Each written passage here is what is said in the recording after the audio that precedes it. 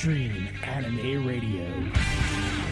Welcome to the Extreme Anime Radio podcast, now streaming at twitch.tv/Extreme Anime Radio, with podcasts powered by Anchor at anchor.fm/Anime Radio. Please note that our live shows are available to view on Twitch. However, portions of the audio recordings may be edited prior to podcast release. The views and opinions expressed on this program do not necessarily reflect the Extreme Anime Radio podcast in general. We appreciate your understanding and thank you for your support.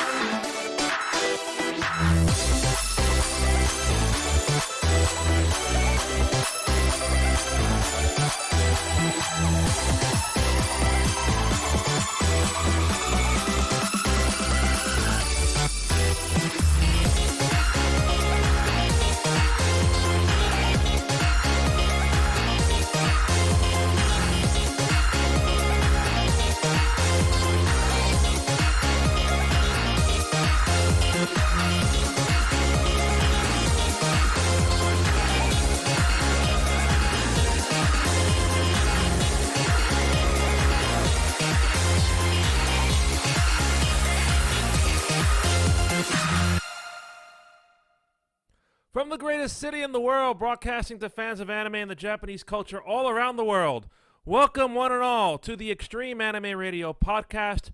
I am JR, he is Neff. Good evening, sir, and as you can see with my background, I am standing in solidarity with you given the unfortunate situation and crisis that has come once again.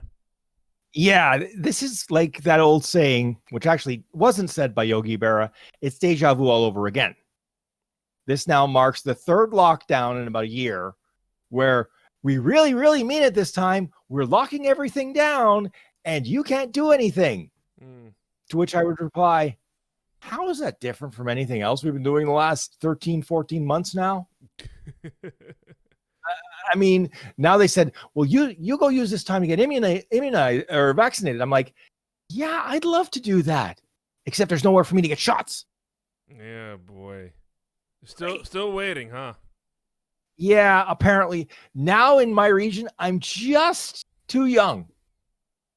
Because they're going to start booking 50, plus as of the 9th of February. So that means I have to wait just a little bit. Hopefully not too much longer. But remember, booking doesn't mean I get the shot. It only means I'm scheduled to get the shot. So I could potentially book, say, in a week's time. And yeah, 4 weeks from now, you'll get your shot. Right. So, yes, the background, I am not in Toronto right now. It will be a nice thing to be in Toronto, to be from all the mess that's happening around my neighborhood these days. But yes, I appropriately found a CN tower that's red because it's kind of like a red alert. Or is it a gray alert? What's the official color? This is gray lockdown now. Uh-huh. So basically, it's prison bars. If I could do the sound effect from Law and Order, I'd be doing it right now. You know, dun, dun. There we go. And how long is this lockdown? A month? Yeah, 28 days. Wow. So we'll see. I mean, it depends if people actually follow the rules properly. But that's been the problem all this time. There is this stubborn cache of people who figure that, you know, the rules don't apply to me because. No, the rules apply to everyone, period. And that's why we're still here in a third lockdown, because there is these people who think, you know, rules, schmools, But I mean, meanwhile, you've got now you've had NHL teams up here getting whacked with COVID. First it was Montreal Canadiens, then it was Vancouver. And then tonight we learned that one of the Leafs star players, William Nylander, had a close contact with someone who may be COVID positive. That's how it starts, folks. One little Yes. hence the background I'm using right now. Yes. It would be nice to be in Scotiabank right now and just sitting in those level 300 seats in the corner with a nice space and Neff enjoying the game and me having a nice conversation with a TV camera guy because that's where I work. I still had to laugh at that. I'm like going, you're in a hockey game and the first thing you do is you go talk to the camera guy. That was hilarious. That would be like me going to a game, finding a lawyer and suddenly talking shop. Exactly. We'll have to arrange that when the borders open in the next days. So,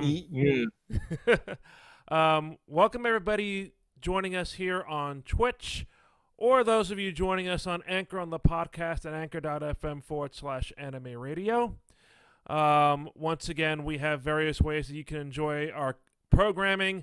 Here on Twitch, in the visual form, is the greatest way you can enjoy all the activities. You can see our faces, and we can get to play some interesting games. That will not happen tonight, actually, and I'll explain that in a moment. If you are listening on the podcast, please be sure to follow us on Twitch at twitch.tv/Extreme Anime Radio. And for those of you watching on Twitch right now, if you want to go back and revisit any of our shows, you can watch replays on Twitch, or you can stream it to your favorite device at any time through Anchor at anchor.fm/anime radio. Or your favorite podcasting platform, Google Podcasts, Apple Podcasts, Spotify. Just search for the Extreme Anime Radio podcast. Now, normally we would have a post-game stream. Unfortunately, that's been canceled tonight. We posted on Discord and on Twitter a little while ago. And the reason for that is that because of a last-minute thing that has come up, my wonderful nephew is spending the night with us tonight. So he is right now staying up watching The Masked Singer. It's one of his favorite shows right now. The Masked Singer ends at 9 p.m. Eastern, and that will be his bedtime. So let's add it up. 9 p.m. bedtime, thin walls, loud voice, and the equation doesn't, compute that way. Yeah, that's one of those things where it's like, you'd be much better off in my place, which is like concrete all the way around. So, unless you're walking right by my door, you won't hear squat. Yeah. Although I'm sure a couple of people have wandered the hallways during the day and heard me talking to some of my clients going, what is he talking about? But that's the reason, unfortunately, we'll have to put the kibosh on Jackbox tonight. However, I will say that we are planning some sort of a Jackbox stream for this Friday. So this Friday, starting around 8 p.m. Eastern, maybe a little bit later, we're scheduled to be joined by Mako-chan, one of the Sarah cosplayers. Liz is also going to join us. And Neff is also going to join us in progress, so to speak. And we're possibly looking for one more Sarah cosplayer to join us. So we'll see how that goes. Anybody else interested? One of our regulars want to join us in the Jackbox play. You're happy to do that, but we are going to aim for this Friday evening to do that.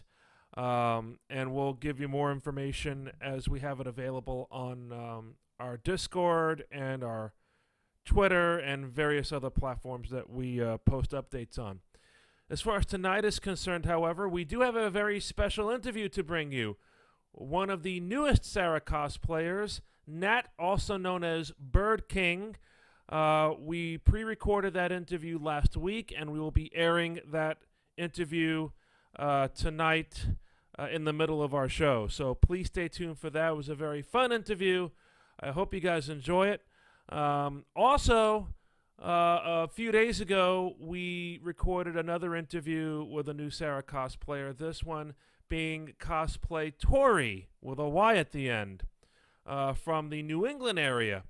And she has some very interesting stories to share as well. We'll hopefully get that interview out next week for the Extreme Anime Radio podcast.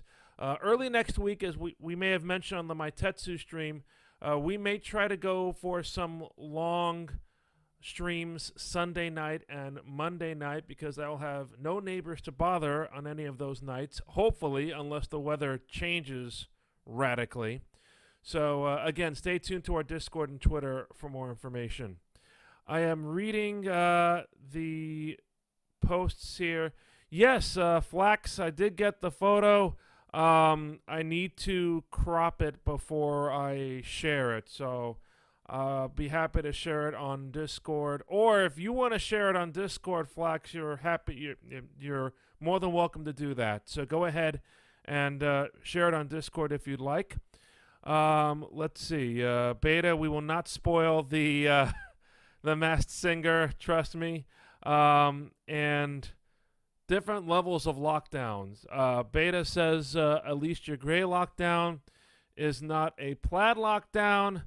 And Liz is asking, is a plaid lockdown what happens when they shut down the country at ludicrous speed? Oh, God. The Spaceballs reference gets you a cookie. The fact that there could be a level higher than gray scares the crap out of me. Thank you very much. And then it will be preempted for Spaceballs, the podcast. Oh. So, yeah. Yeah. That's one of those movies where it's like you watch it and you go, okay, that was a fun hour and a bit, but you're going, oh, jeez. Because when you think about it now, as to when it was made, you're like going, you can't say that anymore. At least not without there being a lot of trouble later. Exactly. Mm. Before including the infamous line from Pizza the Hut, or from his right and left hand man, if you don't pay up, Pizza the Hut's going to send out for you. In 30 minutes or less. Oh, ouch. Before we move on, Neff, from as Tori mentioned in the interview, and I have no shame saying this, the virus that shall not be named. We'll keep it at that. Very good, sir. Meanwhile, in Japan's having some more problems now with COVID. Number one, there's technically not a state of emergency on a national level. When I saw Junji's post in the Discord earlier about there being a lockdown, I thought he was referring to Japan. I didn't realize he was referring to Ontario. But now 3 prefectures, including Osaka and a prefecture neighboring Osaka, are in what are known as the quasi-state of emergency, which is a state of emergency that isn't really, but they can do whatever they want to help mitigate the spread of the coronavirus. And one of the stipulations is avoiding non-essential outings. And for that reason, the Olympic torch relay is now going to be canceled in Osaka Prefecture. It was only a few days away from Osaka Prefecture, and now it's not going to happen there. Okay, they're still under this pleasant illusion that they could actually pull off an Olympics. I commend them for their bravery, but I think I may have to condemn them for their stupidity, because I don't see how you're going to do this. You would literally have to be starting to sequester athletes now. Yeah. To have any hope, any prayer that they would come to Japan and be reasonably sure to be virus free. Yeah. And I mean, I can hear the dollar bills, I can hear the dollar coins from Canada and the US about TV rights and all that, but I'm going, we're talking about people's lives here. Mm-hmm. I'm sorry. I'd love to see the Olympics, but I know, and you know, that as Japan is struggling to contain this virus, the mere thought of possibly bringing in other variants of this virus from around the world should scare the living crap out of the Japanese government. Yeah, and you saw the news that came out this week as well, I guess tied in with your lockdown. So Japan has a blanket ban on non-resident foreigners. So unless you have a special reason to enter Japan, they're not letting you into the country. If you are allowed to enter Japan, you have to self-quarantine for 14 days. But there is an extra stipulation that if you are coming from an area that has high risk or high rate of COVID infections and transmissions, for the first 3 days in Japan, you have to quarantine at a government-designated facility at your own expense. So that includes a lot of countries and territories in Europe. And as of this week, it includes all arrivals from Ontario, Canada. Not just Canada, Ontario, Canada. The rest of Canada follows under the regular quarantine. Considering that if you're coming to Canada, you have to go into the government hotels at your own expense. I think that's a little, if you do that, we'll do this too. Although I doubt it costs what it costs here. Because a 3-night stay in the government hotel in Canada, take a guess. Now remember, this is Canadian dollars, but take a guess. Canadian dollars. So yes. Let me see. I'm going to guess in the range of $200 to $300. Higher. Really? $400? $2,000. Total for the 3 okay. nights. I was thinking per night. Okay. No. So, needless to say, the stories coming out of these government hotels, there are some very unhappy people. To which I would reply, you knew about this restriction before you came here, right? Mm-hmm.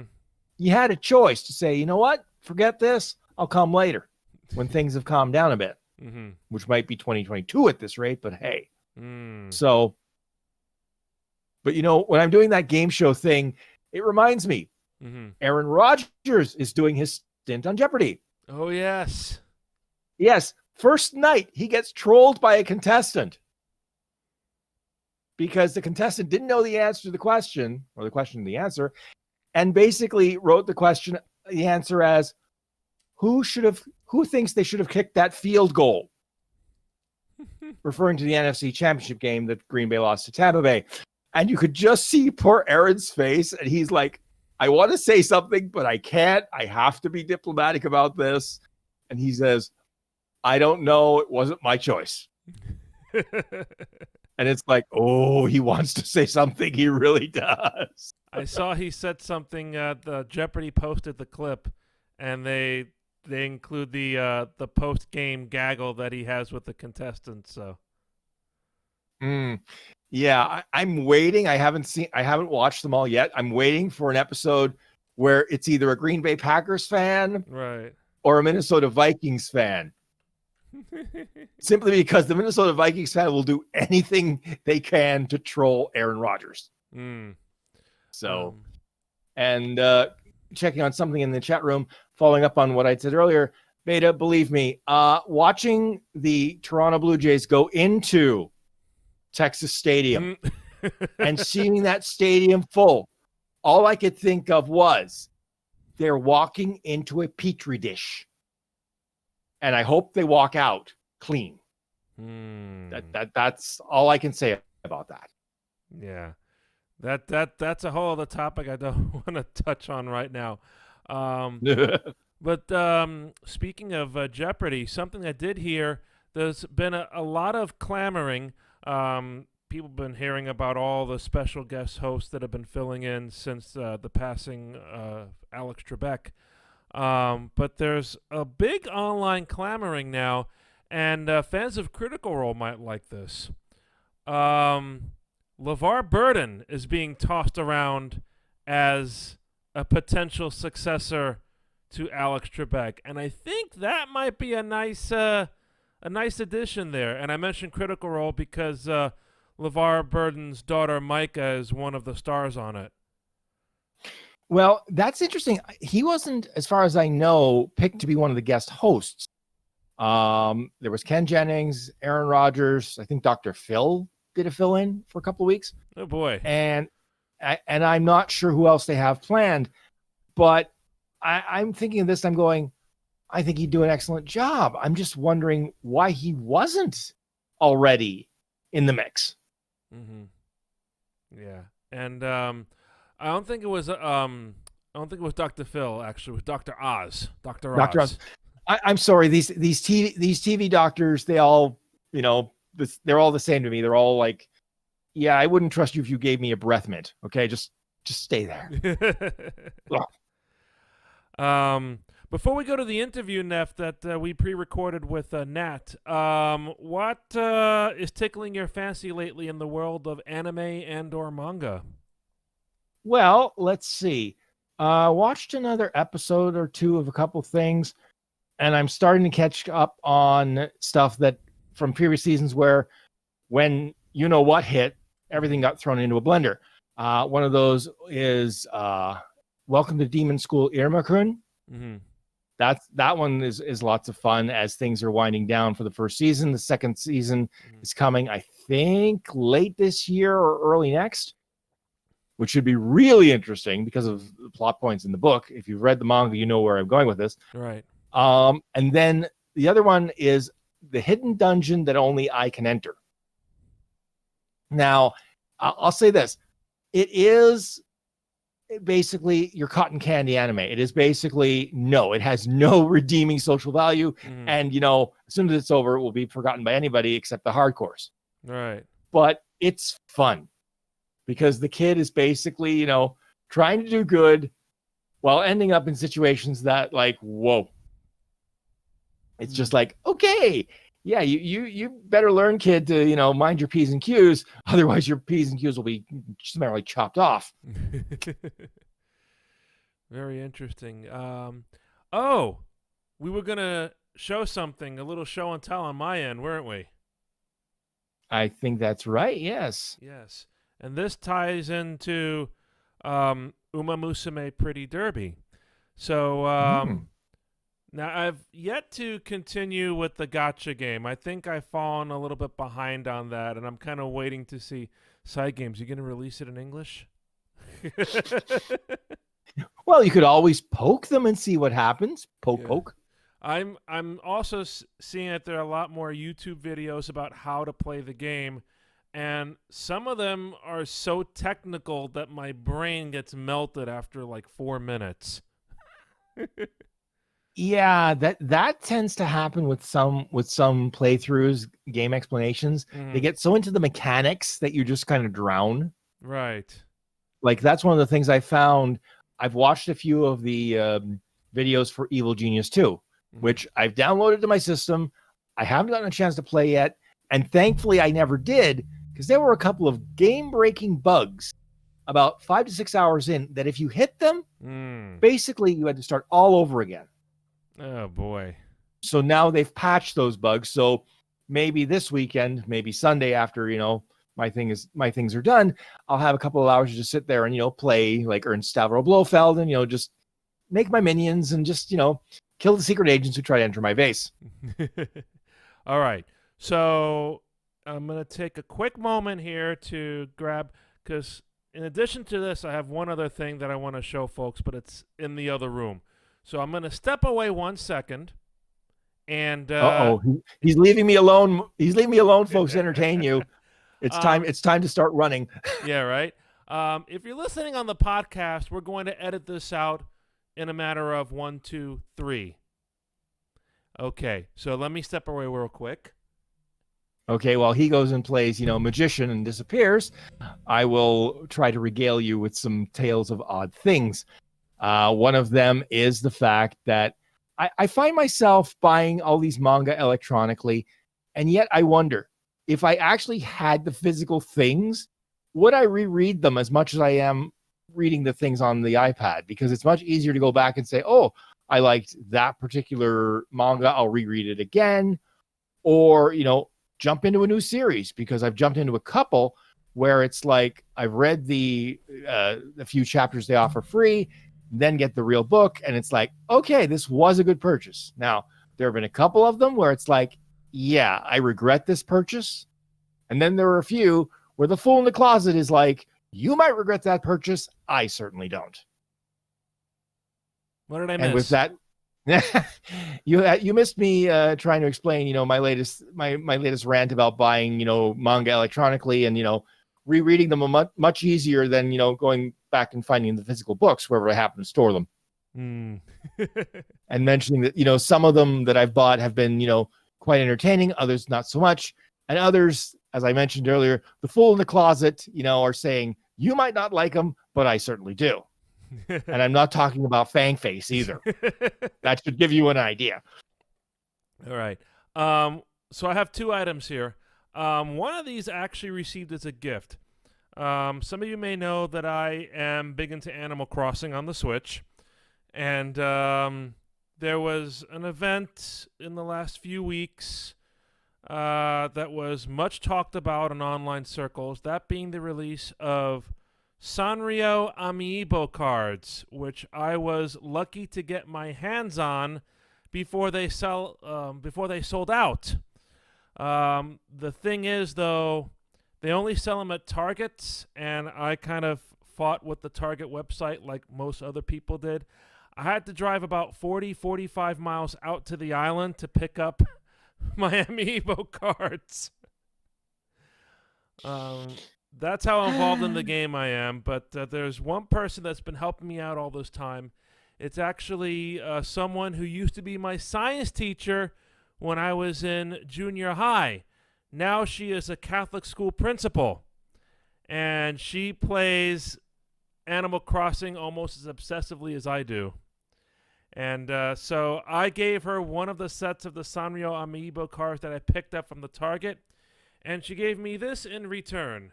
An Animal Crossing wall calendar. A block Very nice. calendar. Wooden block calendar, I should say. So you see I don't know if you see it very well. Those are the nooks right there up on the top. So when I take this out, we'll be able to rearrange the numbers to tell what day it is. So very nice and very, very old-fashioned. Unfortunately, I'm the type of guy who will go, I'll just look at my watch, thanks. Or worst case scenario, ask my unintended roommate. Oh, yes. Yeah. The one who occasionally will pop off her mouth if I don't forget to mute her. Oh, boy. Well, that was the small item. Now for the item that I actually paid for. And I figured I saw this and there was a good deal. It wasn't overly expensive. And, yeah, I picked up a Special Week. Yes, the Uma Musume Pretty Derby. Now, I can't read because it's blocking out thanks to, cameras. Which character is that? That is Special Week. Special Week. Special Week is the character. Okay. Item Very number nice. 997. So I don't know if I should let this sit in the box like all the 10 Sailor Moon Funko Pops that I have sitting over here. Actually, 9 plus 1 Yu Yu Hakusho. Take it from someone who's left his Arpeggio of Blue Steel, Taiko, and Iona figurines in their box. Leave them in the box. That's what everybody's saying in the chat, too. Keep it in the box. Hello, Ducky. Welcome, welcome, welcome. Thank you for joining us. So, yes, I found a good deal on that on Amazon from a third-party seller. Apparently, they made this, or at least they released the pre-orders on these like 2 or 3 years ago, around when the first season of the anime was coming out, thereabouts. So, and another keep it in the box. Yeah, there are very few. I will actually, say, okay, you're coming out of the box. I have 2 of them. They're sitting on my speakers. You've seen them. All right. Yeah, but otherwise, they all stay in the box. All right.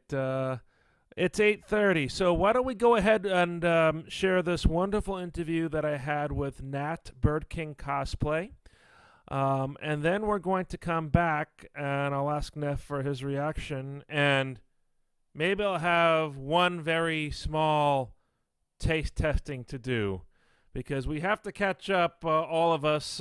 We have boxes sitting around that haven't been opened yet with Japanese snacks in them. Although I will point out really quick before we air the interview, my apologies for ending things prematurely last Wednesday. As you saw, I had a very peculiar tasting and a very peculiar smelling bag of chips. And I'm not stressing on the peculiar. You saw my reaction, Neff, and everybody else saw my reaction when I opened the bag. I'll say this. You normally don't react.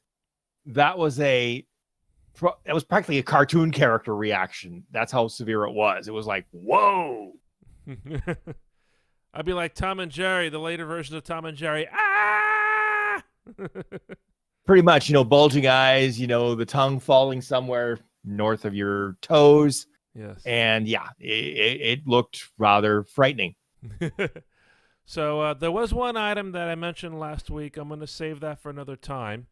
And then have you thought of getting special week PSA grading? I don't think PSA will grade those things. No, you'd have to have some sort of weird misprint, etc., for them to even look at it. Yes. So if it was spelled special WIK, then we would have an issue there. Or WEAK. Weak. There you go. But okay, we're going to go ahead. Nat is a wonderful cosplayer from my part of the country, basically. And we talk about her Sarah cosplays, about the meaning behind Bird King, and you'll find some very interesting things about her as we proceed to the interview. So you ready, Neff, to listen and watch? Indeed, ready, sir. Very good. For those of you watching on Anchor, no, you couldn't be watching, you'd be listening on Anchor.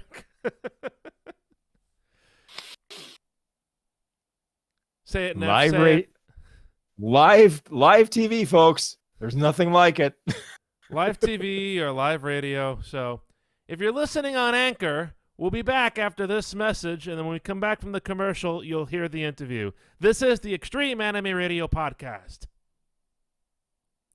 And now for those of you watching on Twitch, please enjoy. We'll be back right after this.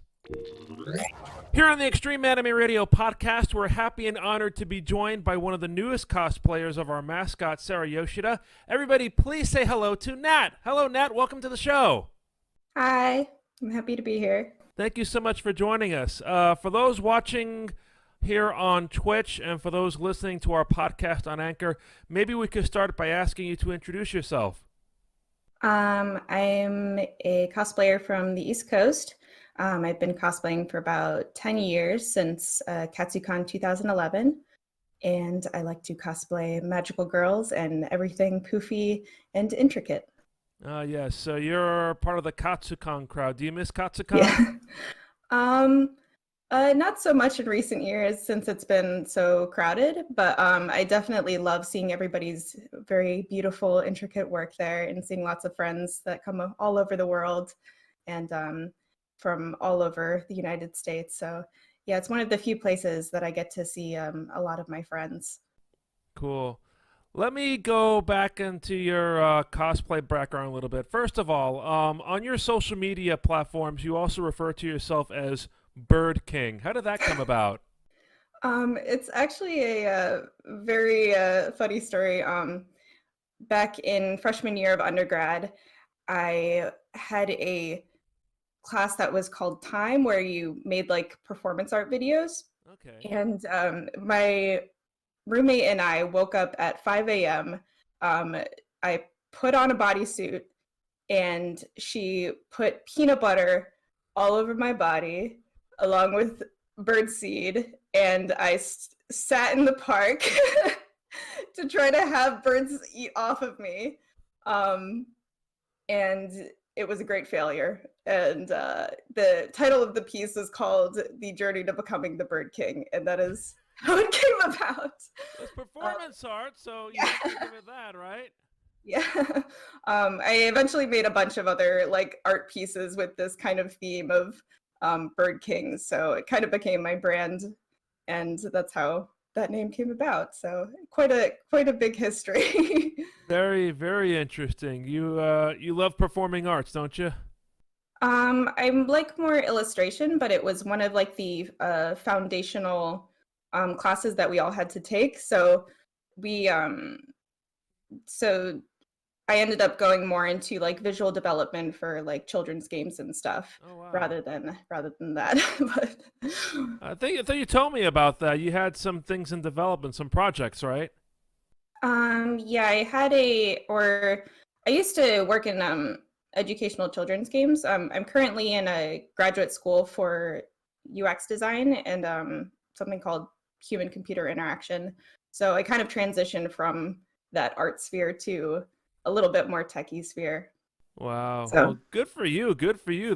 That's amazing to deal with these things as technology improves, huh?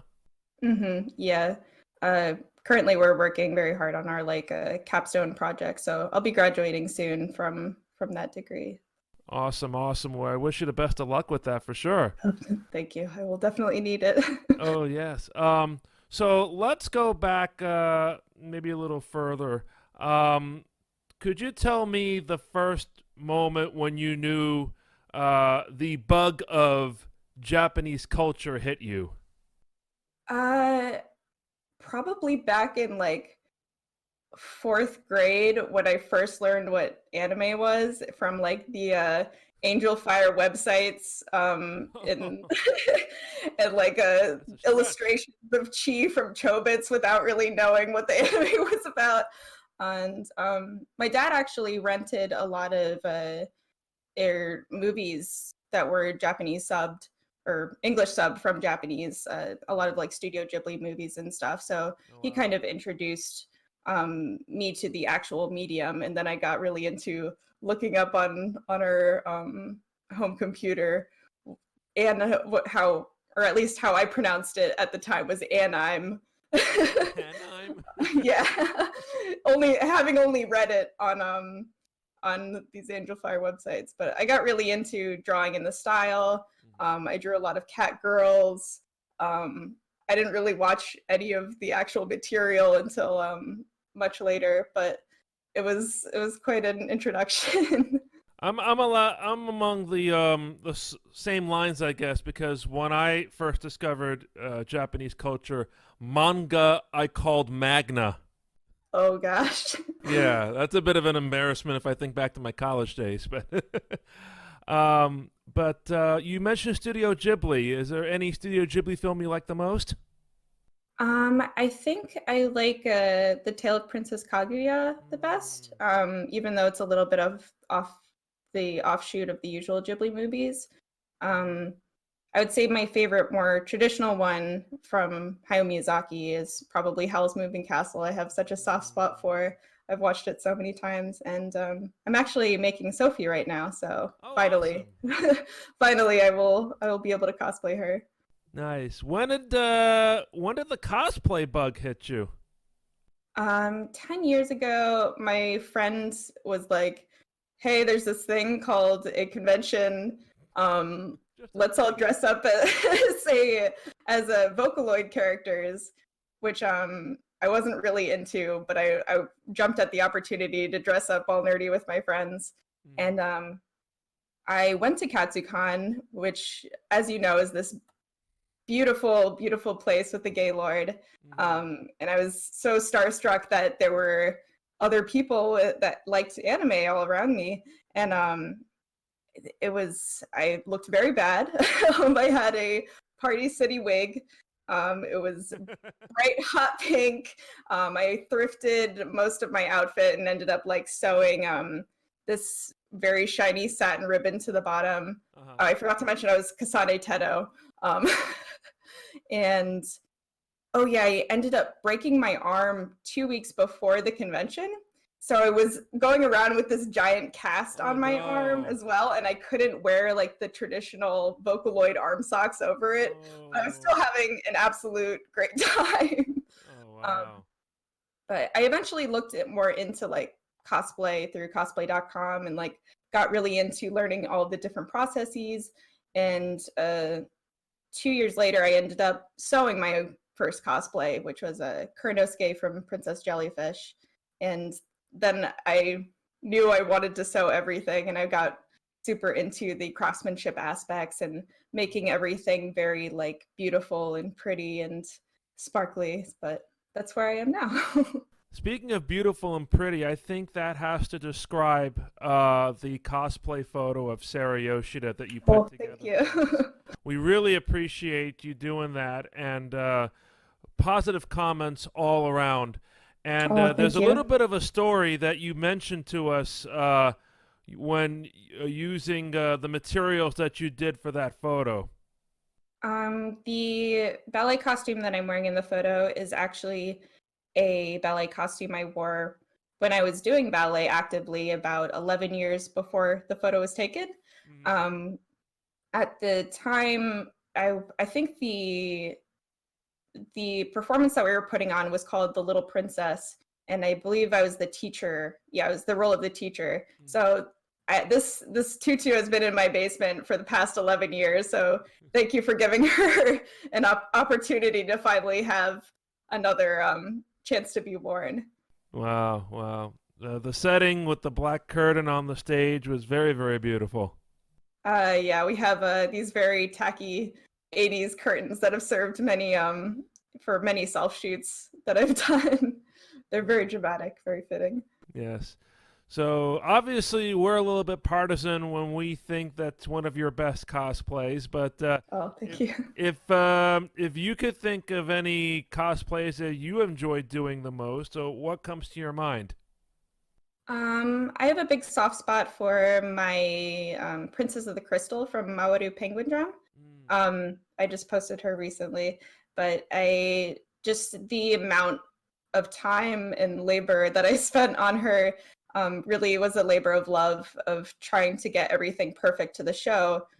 Just because, or partially because I hadn't seen anything that really fit my vision currently out there. So I was like, I have to make it exactly how I see in my head. And the show itself is my favorite anime of all time, so I had to do her justice. But if I could, I strongly consider remaking her now, just because she is a little old now, and I have a little bit more knowledge now that I've had a bit more experience and that I went through making the costume once. Right, right.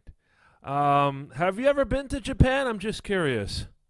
Actually, yes, I had, or my brothers gave me a very kind graduation present, and we went to Japan for 2 weeks, Oh wow. and but it was very, very fun and very. I think the biggest thing I miss about Japan is probably everybody, how polite everyone is, and how like the just the manners of like everybody going on the staying on the right side of the escalators and all of like those little cultural things.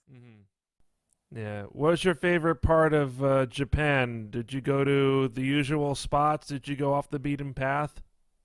I think one of my favorite places was actually the Art Islands. I forgot the exact name, but it's a very small island that you can tour, and there's these museums scattered throughout the island. Is it And Tokyo? no, it's not in Tokyo. It's an actual island.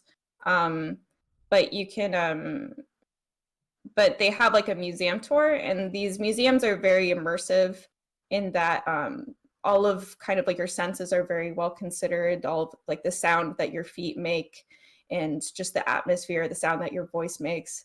But it was a very immersive experience, and probably one of my favorite museums. I'll have to look it up later. Interesting. But you saying it's a place you have to get to by like a boat or something. Yeah, you have to. There's a ferry that takes you there, Okay. and there's also a hotel, like a specific hotel that you stay in as well. Okay. That is also very artsy. Very nice. Well, that definitely piques my interest because I'm trying to figure out. But I've been to Japan 4 times, and it's not ringing a bell to me. I can look it up really quick right now what the Absolutely, exact name was. Naoshima. Naoshima. Okay, gotcha. Yeah. Nice. But yeah, the museums are absolutely beautiful there. If anyone wants to visit, I definitely recommend. Well, I'll have to add it to my list then. If it wasn't for COVID, I would have gone again a few months ago. But do you have any interest in going back one day? And if you do, what other places would you want to hit over there? I didn't really get a chance to do like the more gimmicky things, like the cafes and things. Oh, really? I did do the Gudetama Cafe. That was my one. Oh, there you my go. one thing. That counts. Yeah, and I did get to visit the Sailor Moon store, which was also on my big hit list. Was that the one on Lafayette and Harajuku? Yeah, it was smaller than expected, but still a very very nice experience. Yes, it's on the, technically speaking, if I remember correctly, and I have to go back to my YouTube videos, it's technically on the half floor. Only in Japan do you have half floors. Go to the half a floor to go to the Sailor Moon store. Yeah, it definitely took us a while to actually locate it. We weren't expecting it to be so tucked away in this little mall. Before we wrap things up, I just wanted to ask you about any future cosplay projects that you had. And I looked at your Instagram account, and one of the works in progress that you list over there is from an anime that actually I'm very fond of, and that will be Kaleido Star. Yes, I'm working on Layla and Sora from Kaleido Star. They're legendary Great Maneuver outfits. Me and my friend are wearing her, and I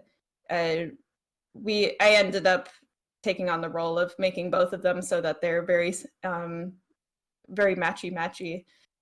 But I'm very excited to wear them. Nice. Any other projects that you're willing to share? I'm also working on Sophie's yellow dress from Howl's Moving Castle. It's very much a stash project with all of my spare materials and a lot of materials from my grandmother as well. So I'm also excited for that. Oh, wonderful. Nat, we appreciate you taking the time here tonight to talk to us. Is there anything else you'd like to say to our viewers or our listeners? Nothing in particular. Purchase Near Replicant when it comes out in 2 weeks. Possibly less now by the time this airs. There you go. I think we'll get this out on time. Don't worry. Okay. All right, Nat, thank you so much for joining us. And this is the Extreme Anime Radio Podcast. Thank you for having me. So there we go, our interview with Nat, a.k.a. Bird King, one of the newest cosplayers of our mascot, Sarah Yoshida. Thank you, Nat, so much for taking the time out to record that interview with us. Nat, what did you think? I thought it was very interesting. And I mean, when she pointed out, having broken the bone and then having to wear that cast and still managing to wear most of the costume, that's one of the marks of a good cosplayer. They don't let anything stop them. Right? They figure out ways around that. Mm-hmm. Having done that myself, I'll tell you, it's doable, but you have to get pretty inventive sometimes to get around, those life things. Right. I wanted to find a picture or two of the Gaylord in Baltimore, which is, I believe, where they do the convention over there. Beautiful hotel with a nice gazebo. I mean, we saw one of our cosplays, I think, was taken there, but I couldn't find any other main images of that Gaylord Hotel that I could use on here because of copyright reasons.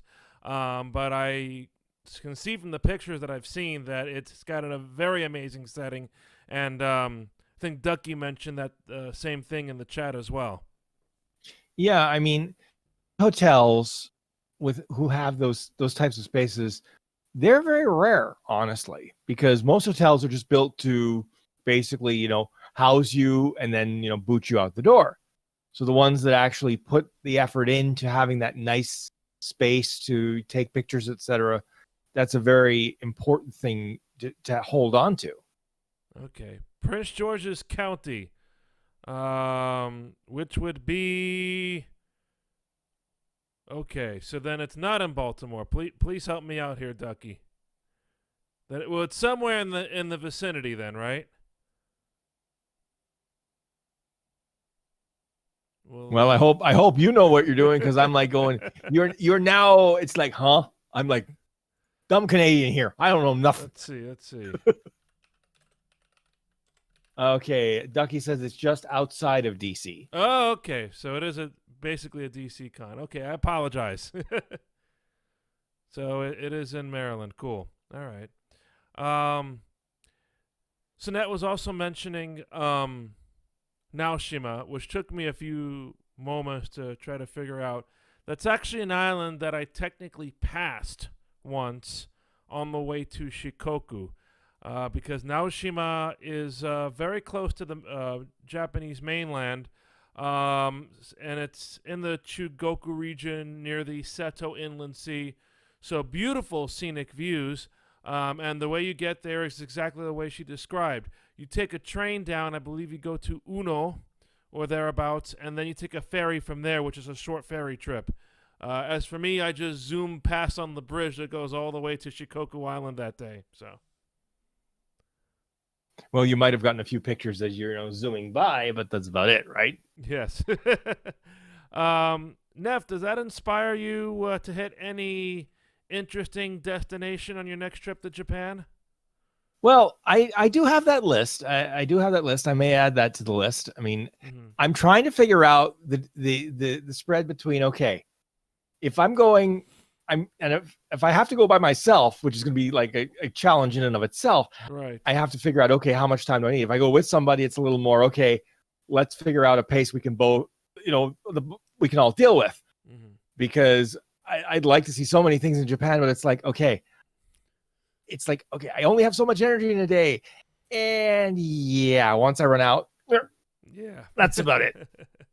And thank you, Ducky, for the clarification. That's where I got confused, because that convention, Katsucon, I was thinking of Otakon, not Katsucon. So that's why. Otakon was in Baltimore, but now in DC. So, okay. What are you saying? No, I was going to say that's the problem with these cons that have similar sounding names and who tend to move a bit. After a while, you're like, wait a minute, which con was that again? Exactly. Oh, crap. But thanks again, Nat. We're looking forward to her future Sarah Yoshida cosplays, which, of course, we will share on our social media platforms. And speaking of social media platforms and all that jazz, Neff, it's time to go into the closing commentary. If you have any questions, concerns, compliments, or complaints about this broadcast, or anything you see or hear on the Extreme Anime Radio podcast or Twitch streams, drop us a line at extremeanimeradio@gmail.com. You can catch up on our past podcasts at anchor.fm/anime radio. And for links to our social media pages, go to Linktree, that's linktr.ee/anime radio, where you can check out our Facebook page, our Twitter account, our Instagram account, and our Discord server. And don't forget, as we're now affiliates, you can also watch replays of our Twitch streams if you come to our Twitch channel. And that's at twitch.tv/Extreme Anime Radio for those of you listening to the podcast. So, Neff, this has been a fun show. And again, I think I speak for everybody when we wish you the best, considering the circumstances that Toronto and Ontario are about to go through right now. Well, I look at it this way. It's a matter now of getting back to what we used to be at while trying to scramble to get, the jabs in the arms. Exactly. So I'm hoping that this 28-day period will allow me to at least get the first jab, and then we'll see how it goes from there.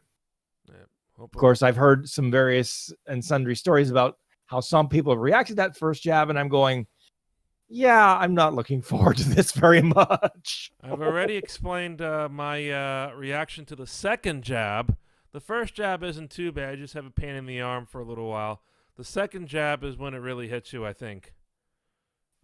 So, well, given what the Canadian government is saying about when you can have the second jab, that means probably September, if I'm lucky, for the second jab. That's a bit of a stretch. Well, I'm still thinking even if I manage to book in the next 28 days, I ain't getting the jab in the next 28 days. I don't think so. Yeah. Luckily, the office has still been okay about us all working from home, and I hope it stays that way for the foreseeable future. Because, woof. Speaking of foreseeable future, Flax is asking if we thought of joining the Twitch partner program. We need to match a lot of metrics for that, as far as viewership goes, especially. And I don't see us hitting the partner program in the foreseeable future. It would be nice, but I don't see it happening. Yeah, that's one of those long-term goals, I'm afraid. But speaking of Twitch and our podcast, that's going to be it for tonight. Once again, we are not doing the Jackbox stream tonight because I have a nephew that has to go to bed. So what we're going to do is hopefully put together a Jackbox stream for Friday, this coming Friday, starting around 8 p.m. Eastern, a little bit after that, with myself and Liz and Sarah Cosplayer Mako-chan / Mika Zelda. I still don't know what to call her these days. And Neff joining in a little bit later on after that. So again, Friday at 8 p.m. Eastern, we'll hopefully aim for that, and we'll be posting more details on our social media platforms as we always do. Well, thank you very much, Neff. We look forward to hopefully seeing you on Friday. I hope to be, although I'll be honest with you, I'll have been sitting through about 7 hours of presentations, so I may be just a wee bit punch drunk by then. Yeah. Oh, I forgot. Real quick. Okay, what's he got? What's he got there, folks? What's he got there? Alcoholic Kit Kats. Oh. Sparkling wine strawberry Kit Kat, which has 0.1% of alcohol. I'm going to try these real quick before we sign off. Well, don't worry, folks. 0.1%, he won't be hammered. Unless I eat the whole bag. I was going to say, he won't be hammered. He might be a little looped, but not hammered. Besides, 0.1% alcohol for a Canadian is like, really? Come on. Hit me with something a little harder. Thank you very much. So, let me grab one real quick. It's been sitting here next to me all show. Saying, eat me, eat me. Ah, we got a bunny rabbit on the cover there. Okay, a bunny rabbit on an alcoholic Kit Kat. So let's see here. What's up, Doc? All right. Oh boy.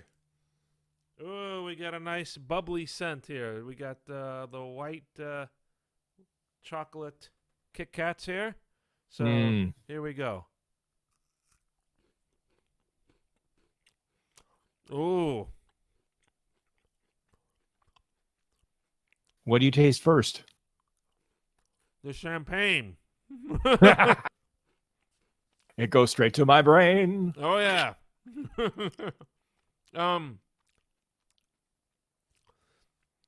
Just for the fact that it has a trace amount of alcohol in it, I'm gonna say woohoo. I can feel what's supposed to be a buzz, but not really. to which I would reply, I think the diabetes would get you before the alcohol will at that tiny concentration. Yeah, right. Well, with that sober note, we thank you for joining us here on the Extreme Anime Radio podcast. For those of you watching on Twitch, we'll hopefully see you on Friday. In the meantime, for Neff, I'm JR. Thank you for watching. Thank you for listening. And remember, keep on looking out for the Extreme Anime Radio podcast. And don't forget to check out our Twitch streams, including Friday night. Thanks, guys. We'll see you next time. Good night.